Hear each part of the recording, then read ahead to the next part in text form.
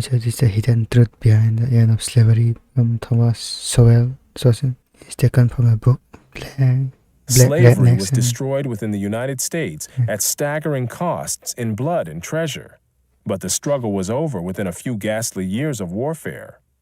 Nevertheless, the Civil War was the bloodiest war ever fought in the Western Hemisphere, and more Americans were killed in that war than in any other war in the country's history. But this was a highly atypical, indeed unique, way to end slavery. In most of the rest of the world, unremitting efforts to destroy the institution of slavery went on for more than a century, on 1,000 shifting fronts, and in the face of determined and ingenious efforts to continue the trade in human beings. Within the British Empire, the abolition of slavery was accompanied by the payment of compensation to slave owners for what was legally the confiscation of their property. This cost the British government £20 million, a huge sum in the 19th century, about 5% of the nation's annual output. A similar plan to have the federal government of the United States buy up the slaves and then set them free was proposed in Congress, but was never implemented. The costs of emancipating the millions of slaves in the United States would have been more than half the annual national output, but still less than the economic costs of the Civil War, quite aside from the cost in blood and lives, and a legacy of lasting bitterness in the South, growing out of its defeat and the widespread destruction it suffered during that conflict. While the British could simply abolish slavery in their Western Hemisphere colonies, they faced a more daunting and longer-lasting task of patrolling the Atlantic off the coast of Africa in order to prevent slave ships of various nationalities from continuing to supply slaves illegally. Even during the Napoleonic Wars, Britain continued to keep some of its warships on patrol off West Africa. Moreover, such patrols likewise tried to interdict the shipments of slaves from East Africa through the Indian Ocean, the Red Sea, and the Persian Gulf. Brazil capitulated to British demands that it end its slave trade after being publicly humiliated by British warships that seized and destroyed slave ships within Brazil's own waters. In 1873, 2 British cruisers appeared off the coast of Zanzibar and threatened to blockade the island unless the slave market there shut down. It was shut down. It would be hard to think of any other crusade pursued so relentlessly for so long by any nation at such mounting costs without any economic or other tangible benefit to itself. These costs included bribes paid to Spain and Portugal to get their cooperation with the effort to stop the international slave trade, and the costs of maintaining naval patrols and of resettling freed slaves, not to mention dangerous frictions with France and the United States, among other countries. Captains of British warships who detained vessels suspected of carrying slaves were legally liable if those vessels turned out to have no slaves on board. The human costs were also large. The heavy drain, physical and mental, in keeping squadrons on the East African coast was reflected in the loss of 282 officers and men in the 10 years 1875 to 1885. And this did not include those invalidated home. Naval personnel, racked by fever, sunstroke, and dysentery, were forced to retire prematurely and live on a small pittance. The cost of upkeep of the squadron over the 20 years prior to 1890 was estimated at £4 million sterling, and this did not take into account the large amount of work imposed on consular and judicial staff at Zanzibar in trying cases and dealing with reports, etc. Even so, the results were slow in coming. More streamlined slave ships were designed in hopes of being able to outrun the ships of the Royal Navy in the Atlantic. Nevertheless, the dogged persistence of the British eventually reduced the shipment of slaves across the Atlantic and across the waters of the Islamic world. Although the French flag was for many years widely used as protection from the boarding of ships on the high seas by the British Navy, even by slave traders who were neither French nor authorized to fly the French flag, eventually France itself turned against slavery, outlawed the institution, and sent some of its own warships to patrol the Atlantic off the coast of Africa to intercept and deter the shipment of slaves to the Western Hemisphere. The American flag was likewise so used, and the United States, like France, eventually turned against the slave trade and sent warships to join the Atlantic patrols to interdict slave shipments. Although by 1860, the Atlantic slave trade had been effectively stopped, the slave trade from East Africa across the Indian Ocean, the Red Sea, and the Persian Gulf took longer to be reduced significantly. Off the east coast of Africa, smaller Arab vessels called dhows hugged the coastlines, in waters too shallow for the British warships to enter. One British commodore estimated that he captured one dhow for every 8 that escaped. Nevertheless, during the period from 1866 to 1869, 129 slave vessels were captured and 3,380 slaves were freed. When the threat of being boarded seemed imminent, the Arabs would throw slaves overboard to drown, rather than have them be found on board, which could lead to British seizure of the vessel and punishment of those who manned it.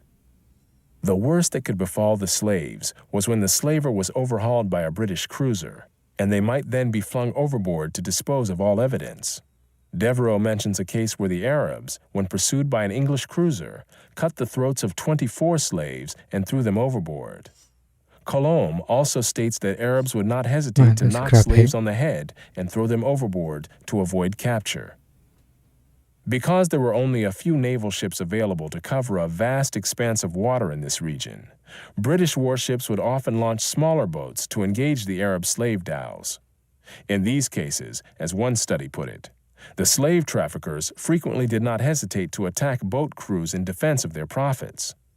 Battles between the Arabs' vessels and the smaller British craft were especially likely when the larger ships that launched them were too far away to reach the scene in time to join the battle. In other cases, the Arabs fled even from the smaller British vessels. An episode in 1866 was typical. On 26 April 1866, the Penguin set out after a dhow and fired several shots in an effort to make the crew come to.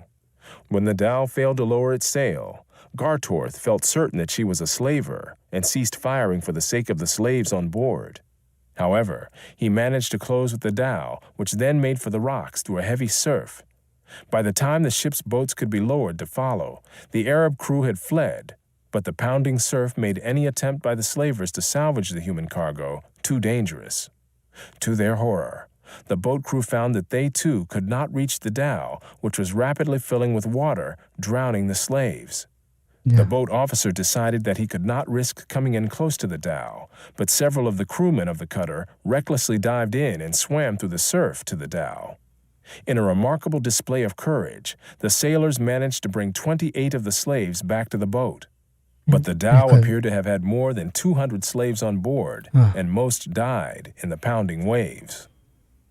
In another episode, the Arabs' ruthlessness toward the slaves was further revealed. When the Daphne's cutter captured a dhow with 156 slaves on board, many were found to be in the final stages of starvation and dysentery. One woman was brought out of the dhow with a month-old infant in her arms. The baby's forehead was crushed, and when she was asked how the injury had happened, she explained to the ship's interpreter that as the boat came alongside, the baby began to cry. One of the dhowmen, fearing that the sailors would hear the cries, picked up a stone and crushed the child's head. This was not a unique act. British missionary and explorer David Livingstone related a similar incident on land. One woman, who was unable to carry both her load and young child, had the child taken from her and saw its brains dashed out on a stone.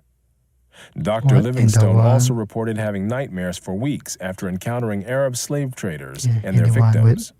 Not only was this Christian missionary shocked by the brutality of the Arab slave traders, so was Muhammad Ali, the ruler of Egypt, who was a battle-hardened military commander.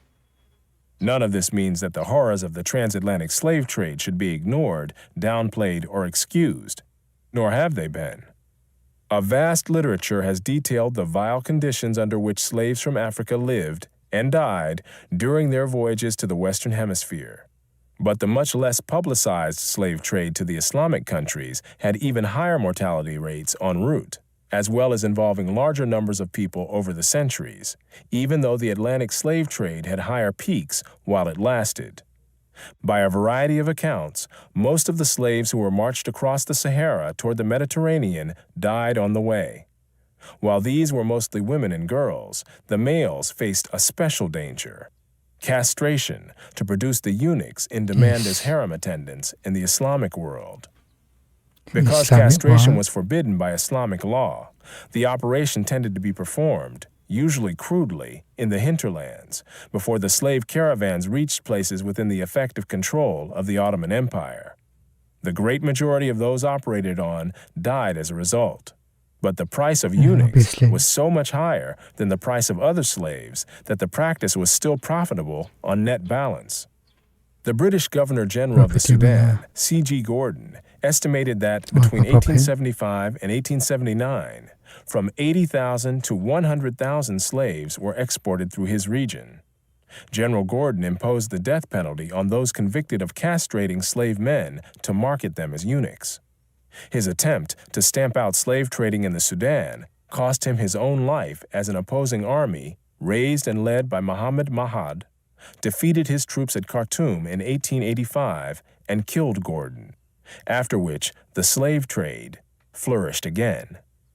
British control in the region was firmly re-established in 1898 by the crushing victory of troops led by Lord Kitchener at Omdurman, and including a young officer named Winston Churchill.